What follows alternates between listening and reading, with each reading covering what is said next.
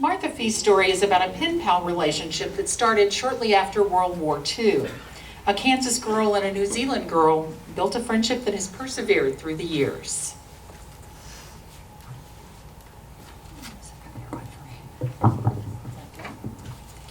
Thank you.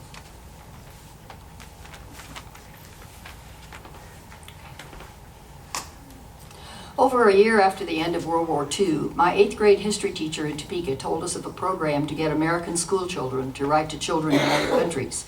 I signed up and later received the name of my pen pal, Lanier McBain, who lived in Lower Hutt, New Zealand. This is the first page of the first letter I wrote on March 11th, 1947. We were both each 13 years old, each had an older brother, and our fathers worked in the electric power industry.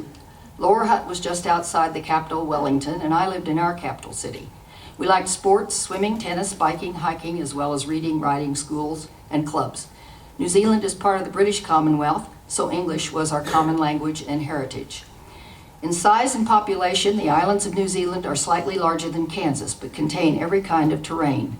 Letters, pictures, maps, gifts, questions, and explanations flowed, helped by our mothers after I went to KU and Lanier went to Teacher Training College.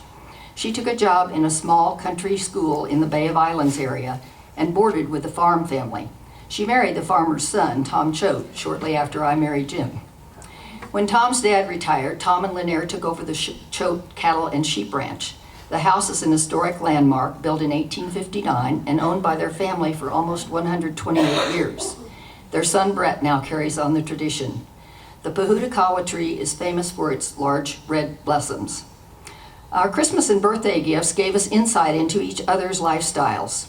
Lanier remembers receiving a pair of nylons from me before their shops had any. She's an accomplished knitter, so this is one of the baby gifts I received. Their 4 children are in the age span of my first 3. No place in New Zealand is more than an hour or 2 from the sea, so their lives revolve around it. This plate from Russell in the Bay of Islands is the only thing which arrived broken, but Jim repaired it so it could be on display for Lanier's first visit here in 1974, 27 years after we started corresponding. This is what was in the paper. Lanier wrote that since her kids were all in school and Tom was at home on the farm, she was coming in May for a 4-week stay. Jim was a little apprehensive, but from the moment I met the plane, we never stopped talking. The 5 Fee kids were from 17 to 5 years old, so she was part of all our summer activities, and on weekends we showcased Kansas, the buffalo. Wedding invitations for our children came and went, and in '86 Lanier accepted our daughters, so she could compare it with those of her own 2 daughters. She met many more friends and family, including our first grandson, and also sewed the rice bags for the wedding. With our last child off to KU, Jim and I went to Australia and New Zealand in 1988. The Choates had retired to a tiny beach town, Whatafifi, almost at the very top of the North Island. The concrete tank in back of the house caught rainwater, their only water supply. In front and a 5-minute walk downhill was their beach for swimming, boating, and fishing. Our sightseeing included this site of the first missionary landing in 1814 with a relative of Tom's as the boat captain. Conservation as a necessity there. The massive kauri trees used for so much building are now protected.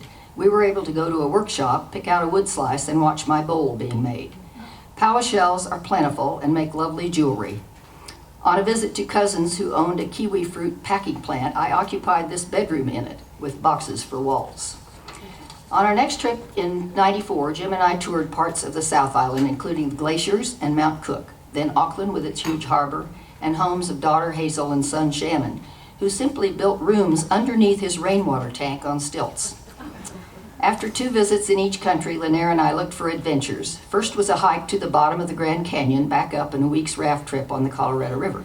Then we tackled the Tongariro crossing in the active volcano area of the North Island. After climbing Mount Ruapehu in a snowstorm, we reached the dome shelter. 10 years later, it erupted and 2 people were badly hurt.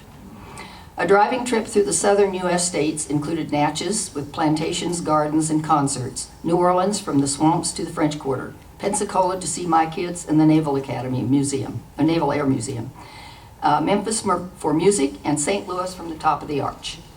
Lake Taupo, a popular New Zealand retreat, is a boating paradise. This hookah jet rode the rapids of Hookah Falls. 2 days after our ride, one jet crashed and sent several people to the hospital.